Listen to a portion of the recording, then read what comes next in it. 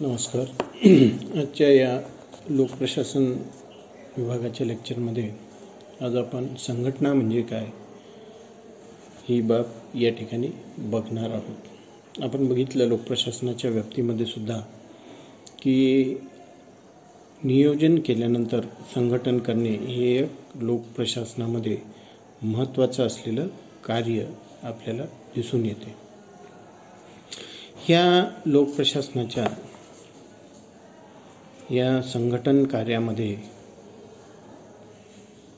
जोपर्यंत हे संघटन कार्य याची सुरुवात होत नाही तोपर्यंत लोकप्रशासनाचा हेतू उद्देश साध्य व्हायला प्रत्यक्ष सुरुवात होत नाही. कारण केवळ लोकप्रशासनाचा हेतू उद्देश या ठिकाणी निश्चित करून आपण जर कोणतंही कार्य करण्याचा प्रयत्न केला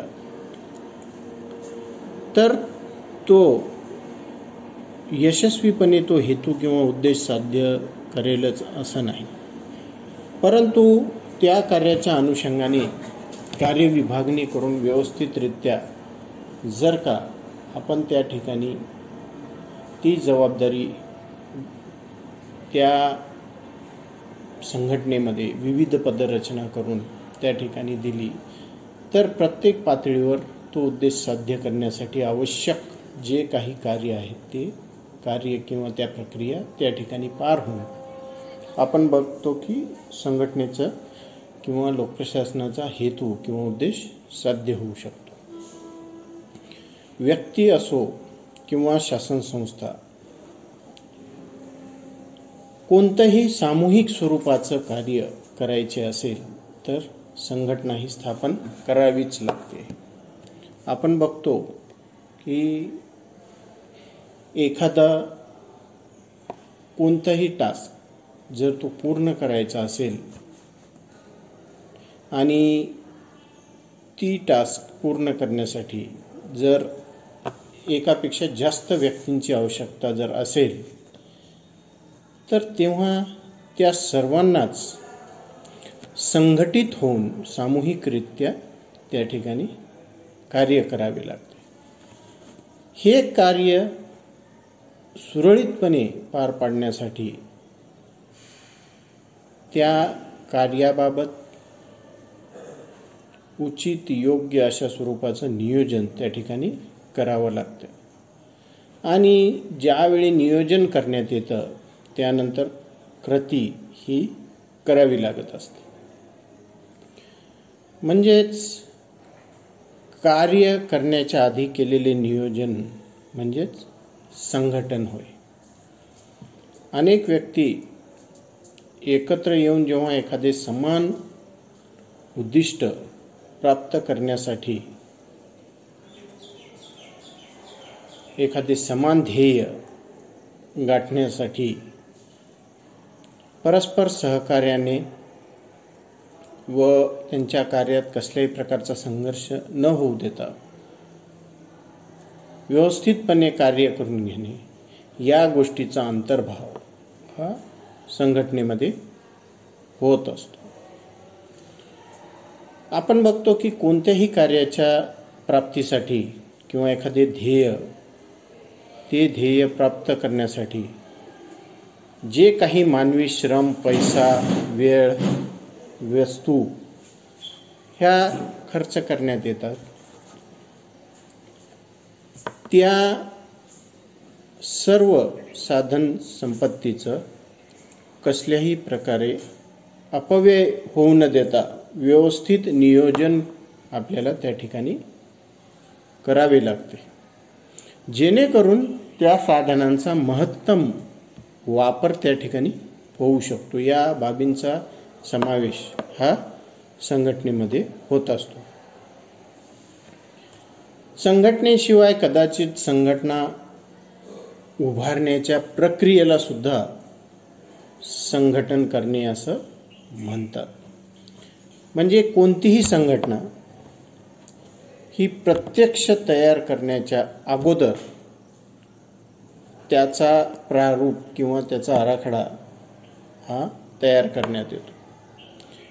ज्यावेळी ती संघटना त्या ठिकाणी प्रत्यक्ष उभारल्या जाते, उभारण्याची सुरुवात होते, त्याला आपण संघटन करणं असं म्हणतो. परंतु अनेक विचारवंत हा जो संघटनेचा आराखडा किंवा प्रारूप तयार करण्याच्या प्रक्रियेला सुद्धा या ठिकाणी संघटना किंवा संघटन करणे असे म्हणतात. संघटना ही एका व्यक्ती समूहाची समग्र रचना हो. या अर्थाने सुद्धा या संघटनेत शब्दाचा वापर करण्यात येतो.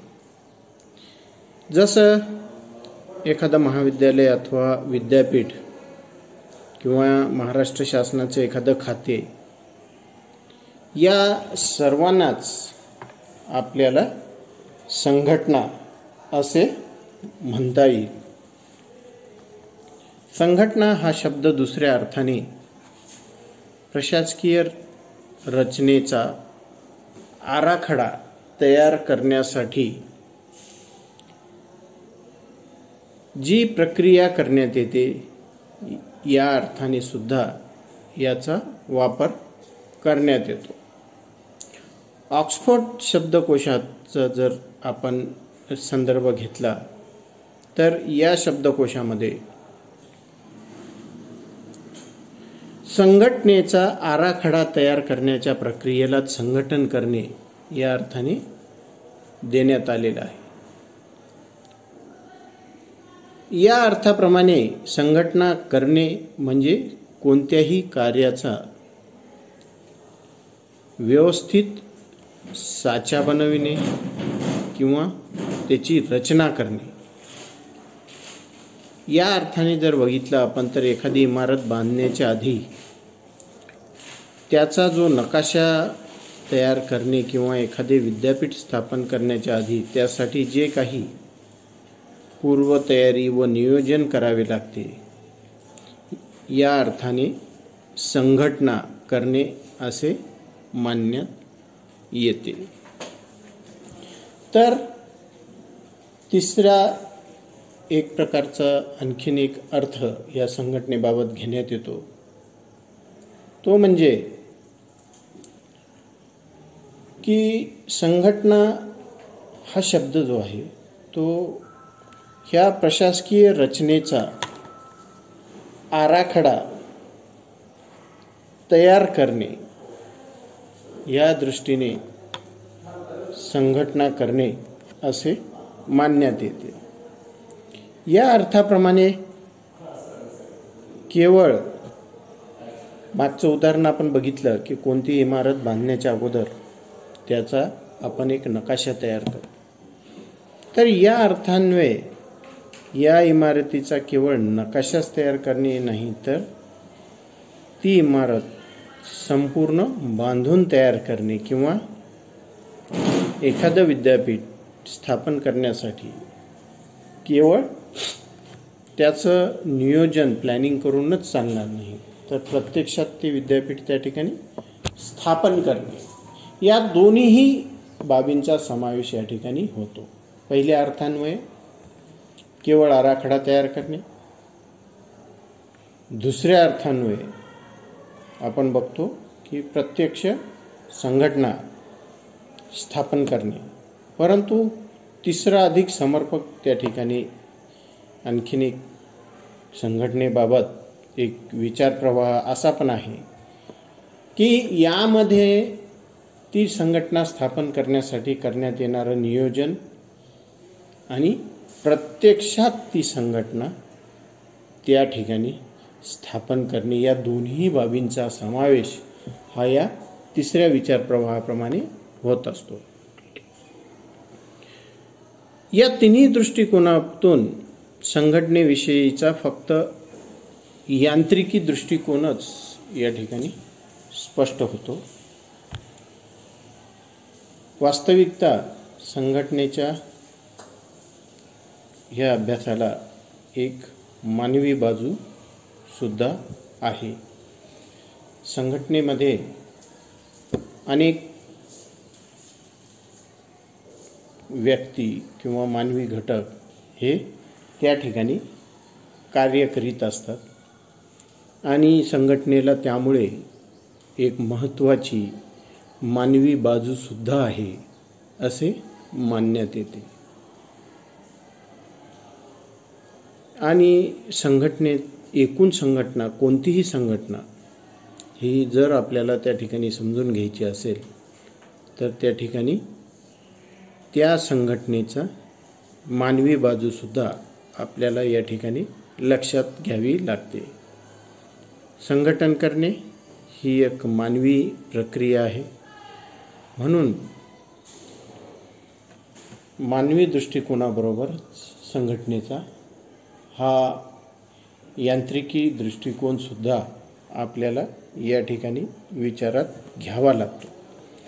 याच्याशिवाय या ठिकाणी संघटना ही बाब समजून घेणे कठीण असते. या संघटनेचा जो काही सैद्धांतिक असा अर्थ आहे तो आपण नेक्स्ट लेक्चरमध्ये बघू. धन्यवाद.